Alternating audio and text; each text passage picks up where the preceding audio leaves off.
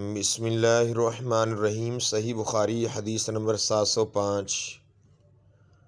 حضرت جابر بن عبداللہ انصاری سے آپ نے بتلایا کہ ایک شخص پانی اٹھانے والا 2 اونٹ لیے ہوئے آیا۔ رات تاریک ہو چکی تھی۔ اس نے معاذ کو نماز پڑھاتے ہوئے پایا، اس لیے اپنے اونٹوں کو بٹھا کر نماز میں شریک ہونے کے لیے معاذ کی طرف بڑھا۔ معاذ نے نماز میں سورۃ البقرہ یا سورۃ نساء شروع کی، چنانچہ وہ شخص نیت توڑ کر چل دیا۔ پھر اسے معلوم ہوا کہ معاذ نے مجھ کو برا بھلا کہا ہے، اس لیے وہ نبی کریم صلی اللہ علیہ وآلہ وسلم کی خدمت میں حاضر ہوا اور معاذ کی شکایت کی۔ نبی کریم صلی اللہ علیہ وآلہ وسلم نے اس سے فرمایا، معاذ، کیا تم لوگوں کو فتنہ میں ڈالتے ہو؟ آپ صلی اللہ علیہ وآلہ وسلم نے 3 مرتبہ فرمایا اے معاذ، کیا تم لوگ فتنہ میں ڈالتے ہو؟ فتان یا فاتن فرمایا، سبح اسم ربک والشمس وضحاہا واللیل اذا یغشا۔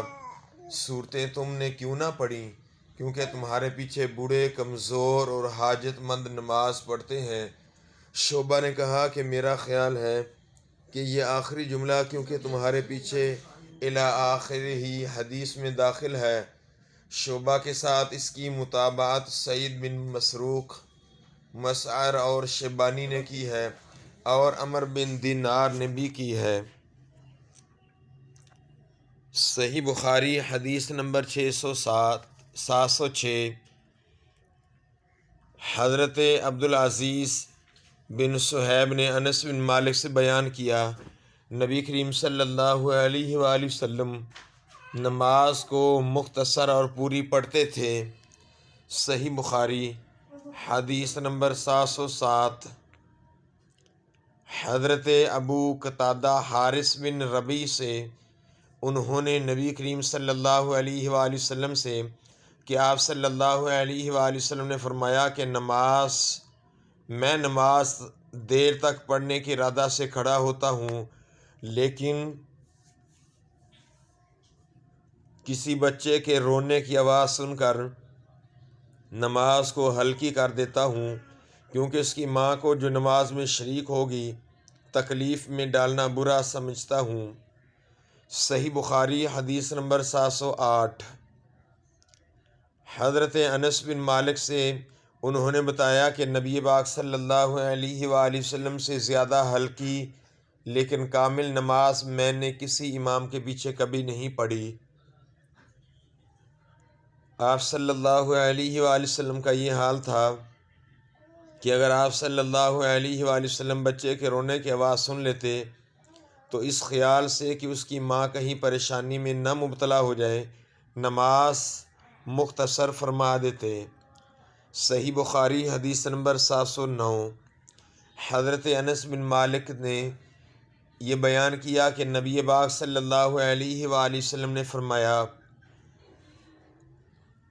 میں نماز شروع کر دیتا ہوں، ارادہ یہ ہوتا ہے کہ نماز طویل کروں، لیکن بچے کے رونے کی آواز سن کر مختصر کر دیتا ہوں، کیونکہ مجھے معلوم ہے کہ ماں کے دل پر بچے کے رونے سے کیسی چوٹ پڑتی ہے۔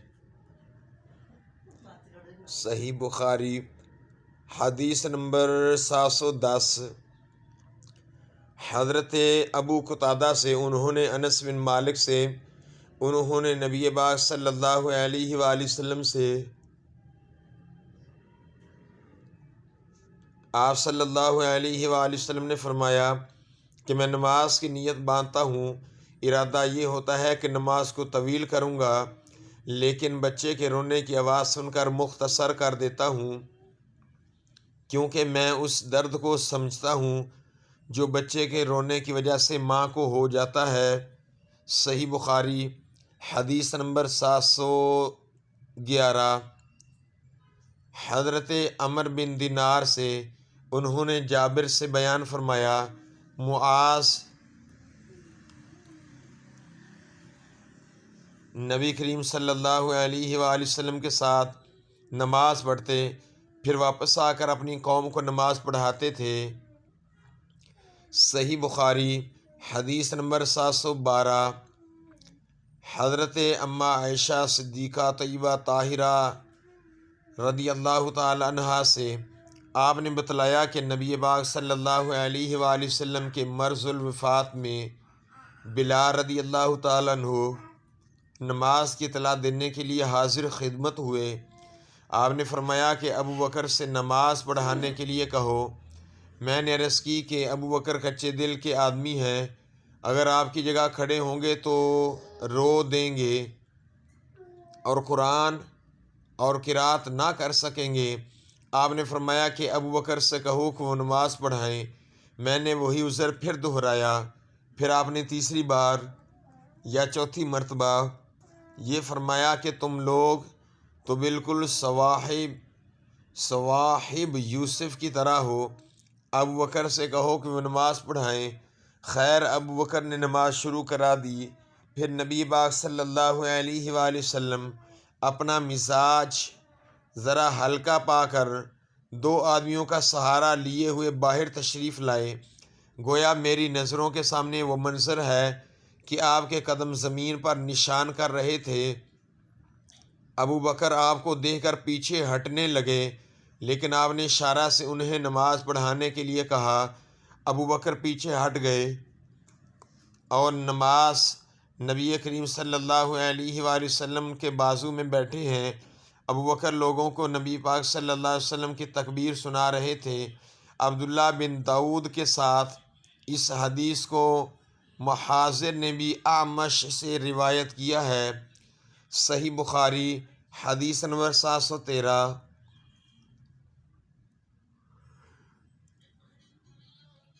حضرت عائشہ رضی اللہ تعالی عنہا سے آپ نے بتلایا کہ نبی پاک صلی اللہ علیہ وآلہ وسلم زیادہ بیمار ہو گئے تھے تو بلال رضی اللہ تعالیٰ عنہ آپ صلی اللہ علیہ وآلہ وسلم کو نماز کی خبر دینے آئے۔ آپ صلی اللہ علیہ وآلہ وسلم نے فرمایا کہ ابو بکر سے نماز پڑھانے کے لیے کہو۔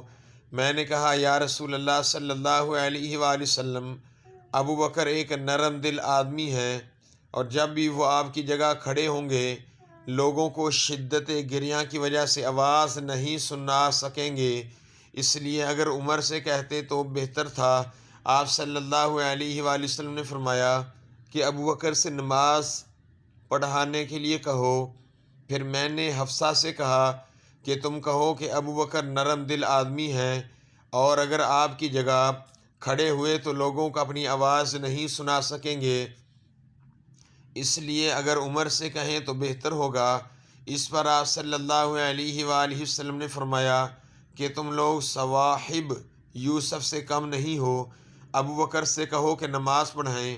جب ابو بکر نماز پڑھانے لگے تو نبی کریم صلی اللہ علیہ وآلہ وسلم نے اپنے مرض میں کچھ ہلکا پن محسوس فرمایا اور 2 آدمیوں کا سہارا لیے ہوئے کھڑے ہو گئے۔ آپ صلی اللہ علیہ وآلہ وسلم کے پاؤں زمین پر نشان کر رہے تھے۔ اس طرح چل کر آپ صلی اللہ علیہ وآلہ وسلم مسجد میں داخل ہوئے۔ جب ابو بکر صدیق نے آپ صلی اللہ علیہ وآلہ وسلم کی آہٹ پائی تو پیچھے ہٹنے لگے، اس لیے رسول اللہ صلی اللہ علیہ وآلہ وسلم نے اشارہ سے روکا۔ پھر نبی پاک صلی اللہ علیہ وآلہ وسلم ابو بکر کے بائیں طرف بیٹھ گئے تو ابو بکر کھڑے ہو کر نماز پڑھ رہے تھے اور رسول اللہ صلی اللہ علیہ وآلہ وسلم بیٹھ کر ابو بکر رسول اللہ صلی اللہ علیہ وسلم کی اقتداء کر رہے تھے اور لوگ ابو بکر کی اقتداء۔ صحیح بخاری حدیث نمبر 714۔